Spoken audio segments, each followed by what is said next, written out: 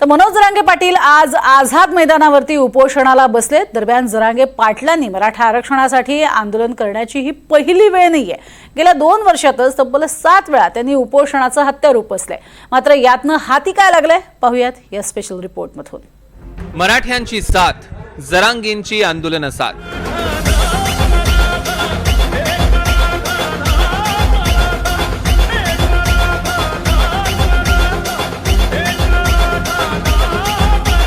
मराठा आरक्षणाच्या लढ्यात मनोज जरांगे पाटील हे नाव गेल्या 2 वर्षांपासून संपूर्ण महाराष्ट्राच्या कानाकोपऱ्यात पोहोचलं। पण त्या आधीपासून मनोज जरांगे पाटील हे मराठा आरक्षणासाठी लढा देत आहेत। मनोज जरांगे पाटलांनी गेल्या 2 वर्षातच तब्बल 7 वेळा उपोषणं आणि आंदोलनं केली।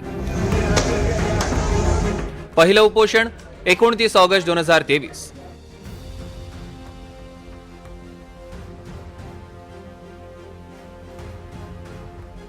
2 वर्षांपूर्वी जरांगेंनी याच दिवशी जालन्याच्या अंतरवाली सराठी गावात उपोषणाला सुरुवात केली।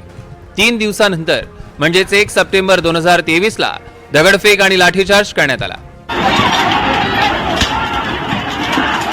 अनेक महिला पोलीस या लाठीचार्ज मध्ये गंभीररित्या जखमी झाल्या होत्या। यानंतर हे आंदोलन तापलं। महाराष्ट्रभरातनं संताप व्यक्त होऊ लागला। अनेक नेत्यांनी जरांगेंच्या उपोषणस्थळी भेट दिली। सरकारकडनं भेटीगाठी सुरू झाल्या। सरकारचं शिष्टमंडळ जरांगेंच्या भेटीसाठी अंतरवालीत आलं। अखेर 14 सप्टेंबरला जरांगेंचं हे उपोषण सोडण्यात यश आलं। 14 सप्टेंबरला तत्कालीन मुख्यमंत्री एकनाथ शिंदे अंतरवाली सराठीत दाखल झाले आणि जरांगे पाटलांचं उपोषण सोडलं।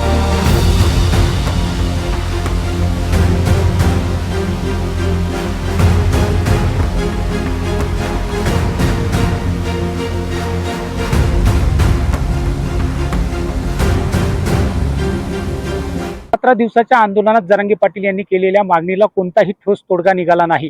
पण जरांगे पाटील यांनी वाटाघाटी करण्याला पहिल्यांदा यश आलं आणि जरांगे हे आंदोलन मराठवाड्याच्या बाहेर संपूर्ण महाराष्ट्रात पोहोचलं। एकनाथ शिंदे यांच्यासोबत चर्चा झाल्यानंतर मराठ्यांना कुणबी आरक्षण देण्याच्या 40 दिवसाची मुदत दिली गेली। मनोज जरांगे यांनी सुरू केलेल्या आरक्षण लढ्यात सर्वोच्च बिंदू ठरला ती 14 ऑक्टोबरची सभा। अंतरवाली सराठी गावच्या शिवारात शेतकऱ्यांनी आपलं पीक कापून सभेसाठी मैदान तयार केलं।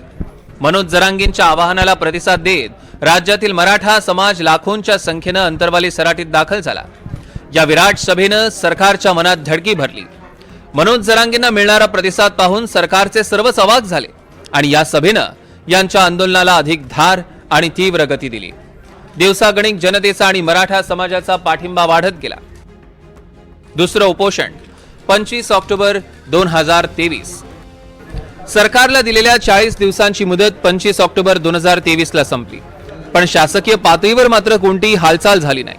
सरकार दरबारी काही न झाल्यानं मनोज जरांगे पाटलांनी पुन्हा 25 ऑक्टोबर 2023 ला उपोषण सुरू केलं। राज्यभरात मराठा आंदोलक जालन्याच्या अंतरवाली सराठीत दाखल होत होते।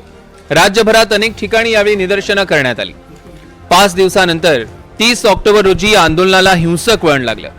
बीड जिल्ह्यात अनेक ठिकाणी मोठ्या प्रमाणात हिंसाचार उफळून आला। माजलगावचे आमदार प्रकाश सोळंके यांचं घर यावेळी अज्ञात आंदोलकांनी पेटवून दिलं होतं। त्यानंतर सकाळच्या सुमारास अनेक ठिकाणी पुन्हा जाळपोळ झाली।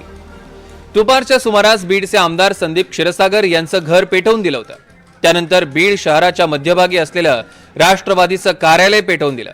यानंतर एक हॉटेल देखील अज्ञात आंदोलकांनी पेटवलं होतं। अखेर 7 दिवसानंतर माजी न्यायमूर्ती आणि मराठा आरक्षण समितीचे अध्यक्ष MJ गायकवाड, सुनील शुक्रे, उदय सामंत, धनंजय मुंडे हे उपोषणस्थळी दाखल झाले आणि जरांगेंची मनधरणी करण्यात यश आलं।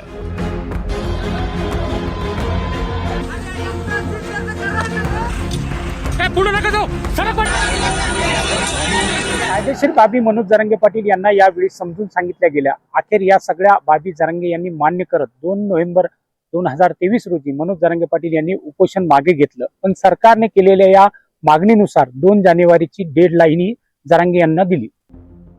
तिसरं उपोषण 20 जानेवारी 2024।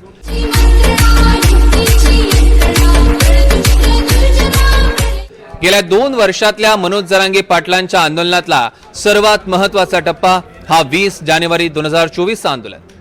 20 जानेवारी 2024 ला मनोज जरांगे पाटील हे अंतरवाली सराठीतनं मुंबईच्या दिशेने रवाना झाले।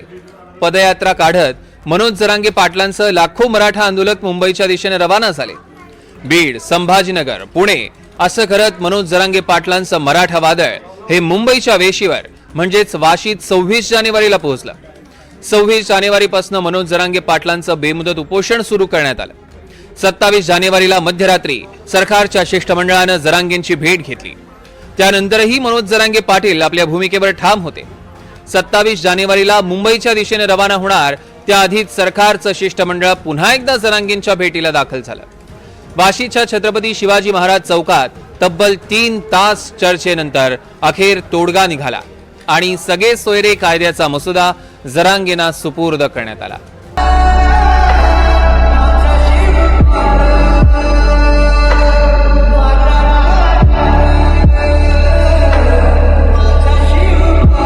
महत्वाची मागणी होती ती सगळे सोयऱ्या संदर्भातील. ओबीसीतून आरक्षण देण्यासाठी सगळ्या सोयऱ्याची अट ही महत्वाची होती आणि सरकारने त्याचाच कायद्याचा मसुदा जरांगेकडे दिल्याने मोठे यश या आंदोलनाला आलं होतं. याच ठिकाणी मुख्यमंत्री एकनाथ शिंदे यांनी इतक्या गर्दीसमोर येत मनोज जरांगे पाटील यांचं उपोषण आपल्या हाताने सोडवलं होतं.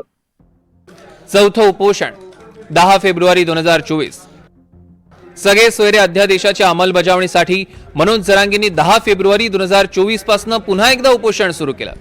त्याचबरोबर सरसकट कुणबी प्रमाणपत्र देण्याची मागणी यावेळी त्यांनी केली. अखेर सरकारी पातळीवर हालचालींना वेग आला आणि जरांगेंच्या उपोषणाच्या 10व्या दिवशी सरकारनं विशेष अधिवेशन बोलावलं. या विशेष अधिवेशनात मराठ्यांना 10% आरक्षणाचं विधेयक मंजूर केलं. जरांगे मात्र आपल्या भूमिकेवर ठाम होते. स्वतंत्र 10% आरक्षण कोर्टात टिकू शकत नाही असं त्यांचं मत आहे. अखेर जरांगे पाटील हे थेट फडणवीसांच्या तत्कालीन सरकारी निवासाने जाण्यासाठी निघाले. 25 फेब्रुवारीला अंतरवालीतनं मुंबईच्या दिशेने येण्यासाठी ते रवाना झाले होते, पण हजारो आंदोलकांनी रोखल्यानंतर जरांगे थांबले. दुसऱ्या दिवशी 26 फेब्रुवारी रोजी मराठा आंदोलकांशी संवाद साधला आणि अखेर 17व्या दिवशी महिलांच्या हस्ते सरबत घेऊन मनोज जरांगे पाटलांनी उपोषण सोडलं.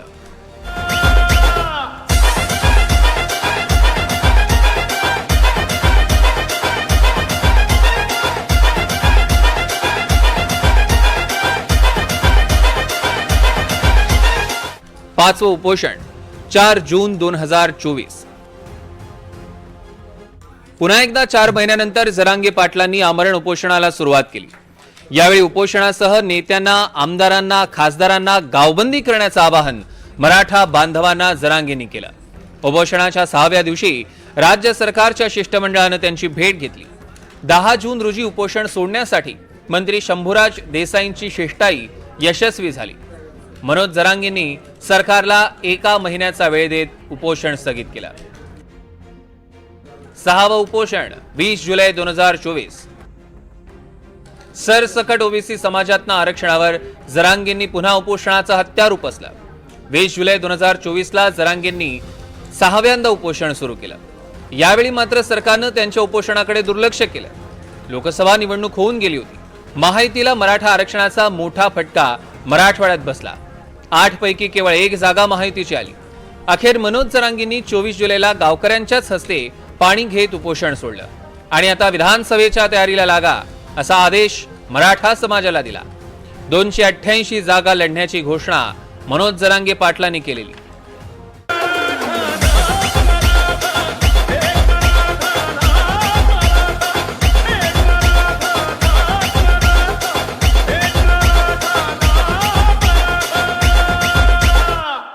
जरांगे पाटील यांनी विधानसभा निवडणूक लढण्याची घोषणा करताच राजकीय वर्तुळात एकच खळबळ उडाली होती. यानंतर अनेक राजकारण्यांनी मनोज जरांगे पाटील यांची भेट घेत आपल्याला समर्थन देण्याची मागणी केली. अक्षरशः त्यासाठी लॉबिंगच नेत्यांनी सुरू केली होती असं म्हणणं वावगं ठरणार नाही. 7वं उपोषण 25 जानेवारी 2025. या वर्षाच्या सुरुवातीला जरांगे पाटलांनी पुन्हा एकदा उपोषणाला सुरुवात केली. सगळे सोयरे अध्यादेश, सरसकट ओबीसी प्रमाणपत्र या जुन्या मागण्यांसाठी मनोज जरांगे उपोषणाला बसले होते. मनोज जरांगेंचं हे 7वं उपोषण. जिल्हाधिकारी श्रीकृष्ण पांचाळ यांनी लेखी आश्वासन दिलं आणि 12 मागण्यांपैकी 8 मागण्या मान्य केल्या, तर 4 मागण्यांबाबत सरकार सकारात्मक असल्याचं आश्वासन दिलं. भाजपचे आमदार सुरेश धस यांनी जरांगेंची भेट घेत उपोषण सोडलं. 6 दिवस मनोज जरांगे पाटलांचं हे उपोषण चाललं. यानंतर पुन्हा एकदा कोणतीही अंमलबजावणी न झाल्यानं आता जरांगे पाटलांनी उपोषणाचं हत्यार उपसलंय आणि आता उपोषणाचं स्थळ निवडलं पुन्हा एकदा मुंबई. या आंदोलनातनं जरांगेंच्या हाती काय लागणार आणि किती काळ हे उपोषण चालणार हे पाहणं महत्वाचं असणार आहे. लक्ष्मण सोळुंके, एनडीटीव्ही मराठी, जालना.